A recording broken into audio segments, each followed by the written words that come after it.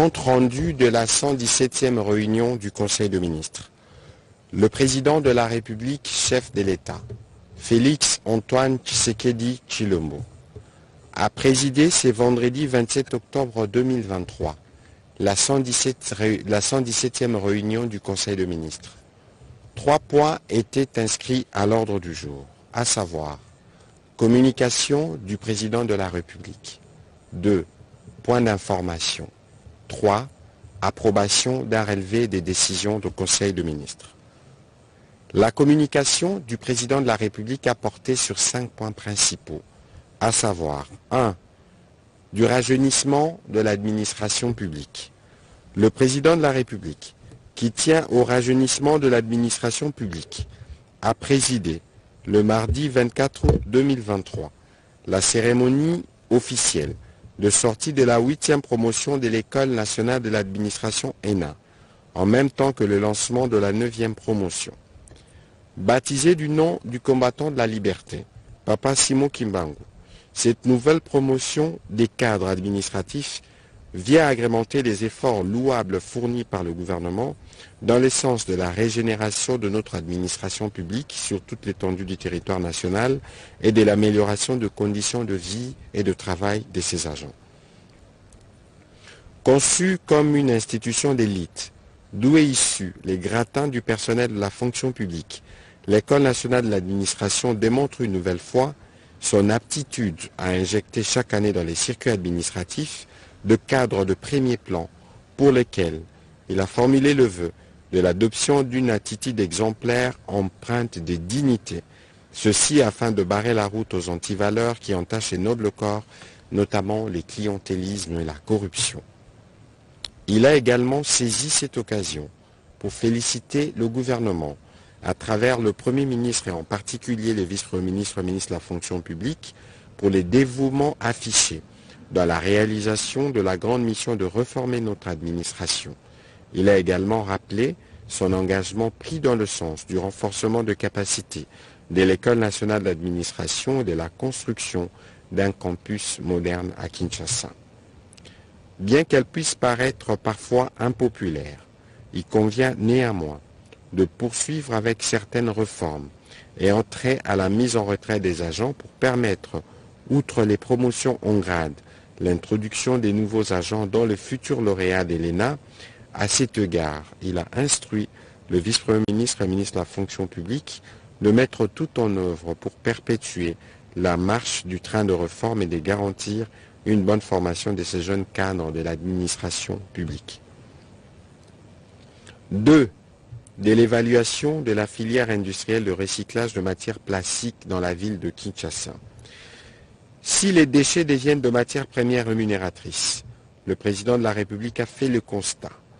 que cette opportunité de déploiement d'une filière industrielle de recyclage de déchets de produits plastiques, source de création d'emplois rémunérés tant qualifiés que non qualifiés dans la capitale, n'a pas encore démarré de manière optimale, malgré la présence de quelques acteurs privés y opérant. Conséquence de cette situation, toutes les communes de la capitale subissent les spectacles dégradants et inadmissibles des déchets qui jonchent les rues, les caniveaux et les cours d'eau. En outre, la propension à générer un tonnage quotidien des déchets ménagers et industriels sera croissante du fait du développement socio-économique qu'enregistreront nos grandes agglomérations nationales en général et particulièrement la ville de Kinshasa. Cette situation constitue à la fois un défi de gouvernance et une opportunité économique. Le président de la République a invité le ministre de l'Industrie à faire un état des lieux de l'ensemble de la filière industrielle dans le recyclage de déchets de matières plastiques. Par ailleurs, et au vu du constat manifeste de la nécessité de booster ces secteurs de l'économie circulaire, le ministre de l'Industrie est appelé à présenter de propositions d'incitation quant à son développement, ainsi le modèle d'un écosystème industriel dans les recyclages de déchets soutenu par une politique publique pourra être dupliqué dans d'autres villes du pays. Le troisième point de la communication du président de la République a porté sur les efforts des régies financières pour soutenir la mise en œuvre de projets prioritaires du gouvernement. Le président de la République encourage les efforts des régies financières dans la mobilisation de ressources nécessaires attendues au dernier trimestre 2023 pour la mise en œuvre efficace de projets prioritaires du gouvernement. Pour ce faire, ces efforts de régie devraient se traduire par la mise en œuvre de mesures visant à optimiser le rendement des recettes, à réduire les coûts de gestion, à sécuriser les opérations et à lutter contre la fraude et l'évasion fiscale. Il devrait également contribuer à renforcer la confiance et les consentements des contribuables à l'impôt en leur garantissant un service public efficace, équitable et respectueux de leurs droits. Le président de la République a recommandé le renforcement du dialogue et de la coopération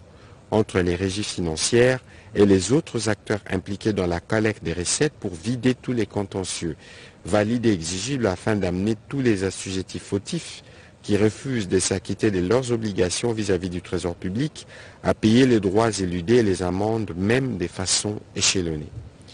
Le ministre des Finances a été chargé d'inviter les sociétés concernées à se comporter en entreprises citoyennes en respectant la procédure et les cas échéants en s'acquittant des amendes et pénalités du fait de leur comportement contraire à la loi. Au besoin, les contacter pour obtenir l'engagement à payer leurs dettes dans les plus brefs délais en vue de soulager la trésorerie de l'État qui fait face à des fortes pressions liées notamment aux dépenses sécuritaires et électorales. Le quatrième point de la communication du président de la République a porté sur le rappel sur l'évaluation du programme de contrôle avant embarquement de produits importés. En exécution des instructions faites à la Commission économique et finances du gouvernement lors de la 101e réunion du Conseil des ministres du 9 juin 2023, le président de la République a reçu le rapport d'évaluation du contrat conclu entre BIVAC et l'Office congolais des contrôles OCC en vue de ressortir les forces ainsi que les faiblesses pouvant permettre à notre pays de se conformer aux exigences internationales.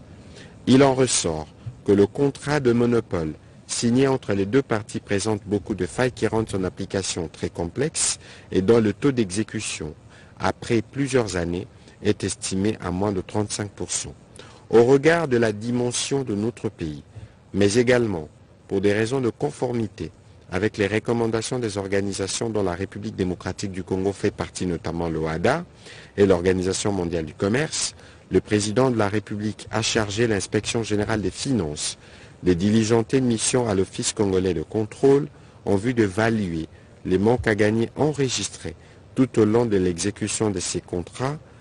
afin de proposer une solution plus avantageuse pour notre pays au vu de la croissance affichée par les opérations des échanges internationaux, tant par les opérateurs économiques résidents que non résidents, ainsi que les particuliers et toutes autres organisations installées dans n'importe quelle partie du territoire national. Les derniers points de la communication du président de la République a porté sur les diligences requises pour la mise en service de la centrale hydroélectrique de Kakobola dans la province du Kwilu.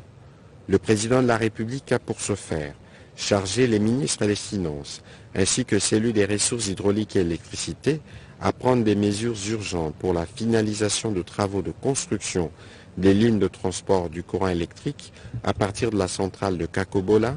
vers le ville de Kikwit, Idiofa, Gungu, ainsi que les villages environnants en vue de leur inauguration dans le prochain jour.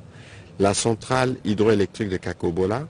permettra d'éclairer 14 000 foyers dans la province du Kwilu, les communautés locales, les hôpitaux et les écoles et ainsi redynamiser l'industrie locale. Dans la suite de la communication du président de la République, le Premier ministre chef du gouvernement a fait le point de sa participation en représentation du président de la République au Forum Global Gateway organisé du 25 au 26 octobre 2023 à Bruxelles en Belgique. Les travaux de ces forums, qui a réuni plus d'une vingtaine de chefs d'État, les institutions financières et les secteurs privés, ont porté sur les réponses à apporter aux défis mondiaux actuels tels que la Covid-19 et ses conséquences, les réchauffements climatiques, les énergies renouvelables, etc. La délégation congolaise qui l'a conduite a pris part aux travaux sur les matières premières critiques et les corridors de transport. 2 protocoles d'entente ont été signés au terme de ces travaux, l'un avec l'Union européenne portant sur les minerais stratégiques et critiques et l'autre avec les États-Unis d'Amérique, l'Union européenne et la Banque mondiale portant sur les développements du corridor de transport et le port de Lobito. Le Premier ministre a aussi informé le Conseil de l'organisation prochaine d'un sommet national sur la culture en République démocratique du Congo dans l'objectif de promouvoir la culture et les droits d'auteur. La ministre de la Culture, des Arts et du Patrimoine a été chargée de son organisation en collaboration avec le cabinet du président de la République. Et pour terminer son intervention, le Premier ministre est revenu sur le drame des Oicha qui s'est produit il y a quelques jours. Il a informé le Conseil qu'une délégation gouvernementale se rendra sur place pour renforcer l'assistance aux familles touchées et faire la lumière sur les circonstances de ces drames. Au deuxième chapitre du Conseil de ministres de ce jour, relatif au point d'information, État et administration du territoire, le vice-premier ministre, ministre de l'Intérieur, a présenté au Conseil le rapport sur l'état de l'administration du territoire national. L'état d'esprit de la population est demeuré généralement calme sur l'ensemble du territoire national au cours de la semaine qui s'achève et il a été marqué notamment par la consternation de l'opinion concernant les bilans de massacres perpétrés par les terroristes du M23 RDF dans les territoires de Rutshuru, la satisfaction de l'opinion suite à la rentrée judiciaire de la Cour constitutionnelle, dont les discours étaient centrés sur les thèmes du contentieux électoral, rencontrant ainsi les attentes de l'opinion en rapport avec le processus électoral et les échéances à venir, l'intérêt qu'accorde la population au déroulement des affrontements entre les résistants patriotes Ouazalendo et les terroristes du M23 RDF. En rapport avec le processus électoral, le vice-premier ministre, ministre de l'Intérieur, a fait le point de la mission de la Commission économique des États de l'Afrique centrale, conduite par M. Mangara Banté, commissaire aux affaires politiques, paix et sécurité, qui a séjourné à Kinshasa. Au terme des échanges, le chef de la délégation a déclaré être rassuré et satisfait de l'avancement du processus électoral tout en confirmant l'accompagnement de la CEAC qui compte déployer ses observateurs au mois de décembre prochain. Abordant le même chapitre sécuritaire, le vice-premier ministre, ministre de la Défense nationale, a fait le point au Conseil de la situation opérationnelle dans l'Est de la République démocratique du Congo, où les forces armées de la République démocratique du Congo demeurent vigilantes et déterminées à stopper la progression des ennemis de la paix, principalement de la coalition M23 RDF, qui a multiplié des attaques ces derniers jours sur les différentes positions des FARDC. Les FARDC poursuivent aussi leurs actions de traque en vue de la neutralisation des ADF-MTM dans le Grand Nord ainsi que dans la province de l'Ituri et à l'ouest du pays. La situation demeure sous contrôle de forces de défense et de sécurité qui sont en phase de renforcement du dispositif sécuritaire dans l'ex-province du Grand Bandundu et de la commune rurale de Maluku à Kinshasa. Rapport sur les niveaux d'exécution des recommandations de la 12e conférence diplomatique. Le vice-premier ministre, ministre des Affaires étrangères et francophonie, a présenté au Conseil le rapport sur les niveaux d'exécution satisfaisant des recommandations de la 12e conférence diplomatique qui s'est tenue du 26 au 28 février 2022. Il a rappelé qu'à la clôture des travaux, ces recommandations étaient au nombre de 89. Cependant, après toilettage, harmonisation et fusion par les comités ad hoc, elles ont été ramenées à 54, dont 29 ont été retenues dans ces rapports d'exécution et suivi en raison de l'importance de matières auxquelles elles s'y rapportent et leur impact sur la politique extérieure de la République démocratique du Congo. Que ce soit du point de vue de l'administration et des finances, de la diplomatie, de la coopération internationale et de la francophonie, que du point de vue stratégique, les avancées brossées ont été considérables. Le vice-premier ministre, ministre des Affaires étrangères, a enfin présenté la liste actualisée du patrimoine immobilier de l'État congolais à l'étranger, ces patrimoines évalués à 76 immeubles en état de délabrement et dont 7 ont été acquis par réciprocité. Le Conseil a pris acte de ce rapport. Information sur la tenue du dialogue sur les financements de développement. Plan d'organisation globale de numérisation du système de gestion de finances publiques. Le ministre des Finances a présenté au Conseil le plan d'orientation globale de numérisation du système de gestion des finances publiques POG, dont l'élaboration est intervenue à la suite des travaux qu'il a lancés le 26 novembre 2021. Il a réuni les experts des institutions, ministères et services concernés par cette matière. En effet, ces documents de stratégie constituent les schémas directeurs d'informatisation des finances publiques au niveau central, provincial et local. Aligné sur les orientations du plan national du numérique, le POG décrit le périmètre général, les contenus techniques et les modalités de numérisation de l'ensemble du système de gestion de finances publiques.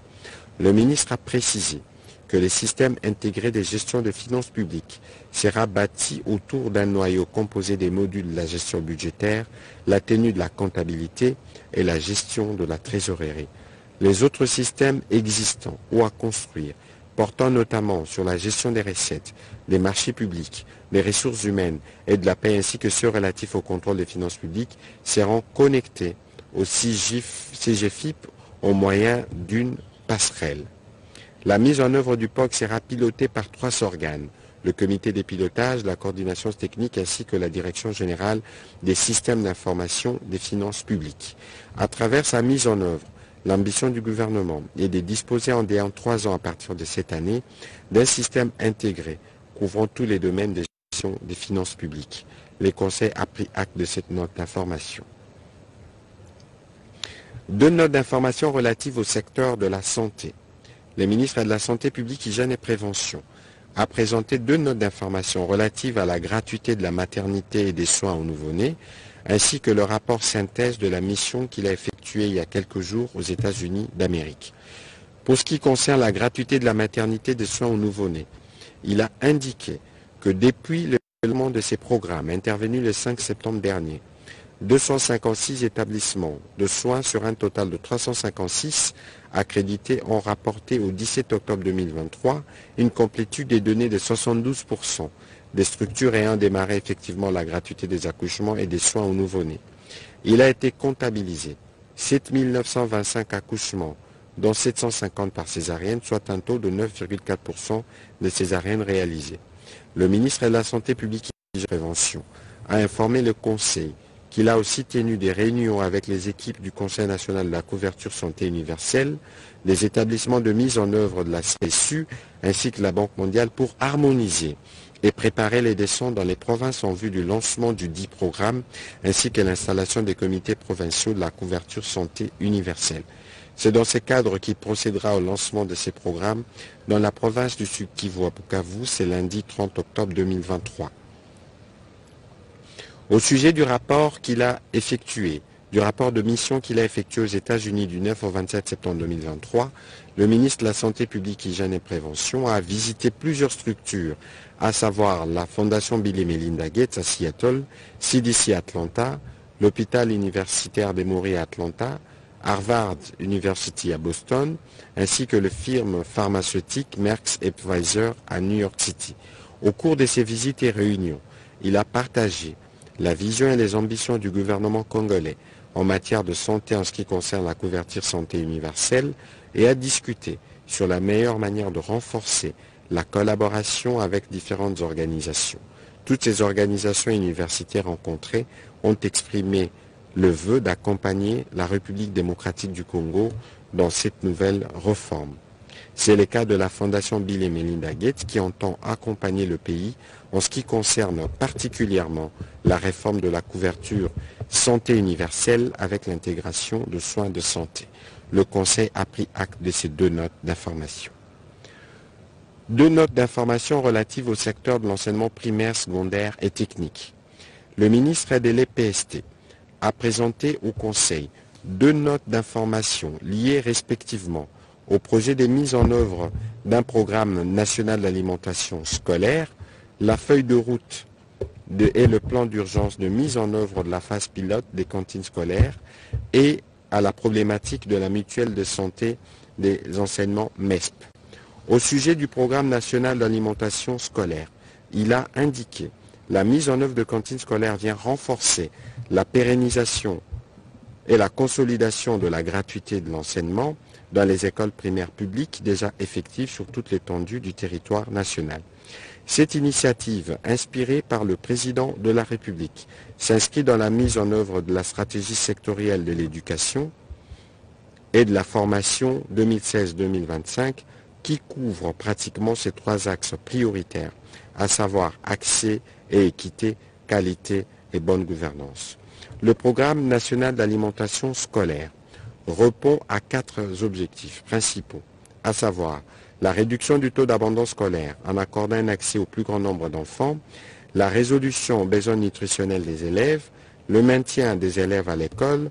ainsi que l'amélioration des résultats scolaires des élèves. Le ministre de l'enseignement primaire, secondaire et technique a brossé les grandes lignes des termes des références relatifs au projet de mise en œuvre du programme national de l'alimentation scolaire et qui sera mis en place de manière progressive et concomitamment avec l'exécution du plan d'urgence de mise en œuvre de la phase pilote des cantines scolaires, de la feuille de route de la mise à l'échelle du programme national de l'alimentation scolaire et du plan d'urgence de mise en œuvre de la phase pilote des cantines scolaires. Il a précisé que la phase pilote de la mise en œuvre démarre dans les 5 provinces éducationnelles de la ville de Kinshasa pour un total de 6643, dont 6480 élèves et 113 enseignants de 11 écoles retenues suivant les critères ci-après. Écoles périphériques, écoles dans les camps militaires ou dans les camps des policiers, écoles à faible effectif. Quant à la problématique de la mutuelle de santé des enseignants, MESP, le ministre de l'enseignement primaire, secondaire et technique a porté à la connaissance du Conseil les multiples plaintes des enseignants relatives à la mauvaise qualité des services offerts par cette mutuelle. À ces réclamations s'ajoutent des doutes légitimes sur la bonne gestion des fonds alloués chaque mois par le gouvernement de la République à cette organisation. Cette question a d'ailleurs fait l'objet d'une des revendications au cours des assises de Mouela où les enseignants, à travers leurs syndicats, avaient demandé au ministre d'auditer la gestion de fonds reçus par la MESP. Face à cette situation, il a été préconisé des pistes de solutions susceptibles à la fois de garantir des soins de santé optimales aux enseignants et à leurs dépendants et en même temps s'assurer de la bonne gestion des fonds décaissés mensuellement par les trésors publics en faveur de la MESP, au fin de contribuer substantiellement à l'amélioration des conditions socio-professionnelles de l'enseignant pour un enseignement de qualité. Le Conseil a pris acte de cette note d'information. Participation de la République démocratique du Congo à la 25e Assemblée générale de l'Organisation mondiale du tourisme à Samarkand en Ouzbékistan. Le ministre du Tourisme a fait le point de la participation de notre pays à la 25e session de l'Assemblée générale de l'Organisation mondiale du tourisme qui s'est tenue le 19 octobre 2023 à Samarkand en Ouzbékistan. Il a annoncé au Conseil qu'au terme de ces assises, notre pays a été élu pour la première fois de son histoire au poste de premier vice-président du Conseil exécutif de l'Organisation mondiale du tourisme grâce à la diplomatie agissante du président de la République Félix Antoine Tshisekedi Tshilombo. Les postes de deuxième vice-président de cet organe ont été respectivement raflés par l'Arabie saoudite et le Jamaïque. Par cette élection, la République démocratique du Congo a la lourde responsabilité de représenter, de porter la voix de l'Afrique au sein de cette organisation, étant donné que c'est le seul pays africain qui siégera au Conseil exécutif de l'OMT. Au regard de principaux sujets qui sont discutés au bureau du Conseil exécutif, notamment les investissements pour le tourisme mondial, la promotion du tourisme et l'orientation ainsi que les priorités du tourisme mondial, la présence de notre pays dans cette première sphère décisionnelle sera mise à contribution pour faire une meilleure destination touristique. Le Conseil a pris acte de cette note d'information. Plan des contingences pendant la période électorale. Au nom du ministre des Affaires sociales, Action humanitaire et solidarité nationale en mission, le ministre de la Santé publique, Hygiène et Prévention a présenté au Conseil le plan de contingence pendant la période électorale. Il vise à apporter une réponse humanitaire prompte aux éventuelles catastrophes en vue d'une mise en place des stocks stratégiques en réponse aux catastrophes et situations d'urgence prévisibles et la promotion des dons comme un des mécanismes de mobilisation de ressources pour financer la réduction des risques de catastrophes et l'assistance humanitaire. En effet, les derniers trimestres de l'année est caractérisé par des pluies multiples et des inondations qui occasionnent des dégâts qu'il faut anticiper les besoins et partant prépositionner des kits humanitaires stratégiques pour améliorer la promptitude de la réponse en cas de besoin. Les sites ciblés sont les suivants. Poule de Goma qui couvrira la province du Nord Kivu, Maniema, Sud Kivu, les poules de Bunia pour la grande province orientale, le pool de Kananga, le pool de Lubumbashi et le pool de Kinshasa. Le ministre de la Santé publique, Hygiène et Prévention a commenté les tableaux illustratifs des besoins pour l'amélioration de la réponse aux éventuelles urgences humanitaires et les estimations des coûts trimestriels irrélatifs. Il a rappelé que la mise à disposition d'une provision comptant pour le troisième trimestre 2023 via la Caisse nationale de solidarité des gestions humanitaires de catastrophes a permis de répondre à temps à quelques catastrophes prioritaires. Il s'agit entre autres de la réponse de l'incendie de Kalufungu à Kinshasa, les incendies déclarés dans les territoires des Demba, Dibaya, Kazumba et Luisa dans la province du Kasaï central, du naufrage de HB Bénédiction dans les territoires d'Oshwe dans la province de Maïndombe, les incendies dans les territoires de Khalé et Fizi dans la province du Sud Kivu, ainsi que les victimes du glissement de terrain à Lissala dans la province de Mongala. Avant de clore ces chapitres de points d'information, le président de la République a accordé la parole au ministre des Droits humains qui a plaidé pour la libération des adeptes de Bundu Dia Congo, dont plusieurs ont été relégués à la prison de Angenga dans la province de la Mongala et d'autres retenus à Ndolo et à Makala. Les dossiers étant déjà en cours, le ministre des Droits humains a été chargé d'en assurer les suivis pour la matérialisation de leur libération dans le jour qui viennent et dans les respects de la procédure.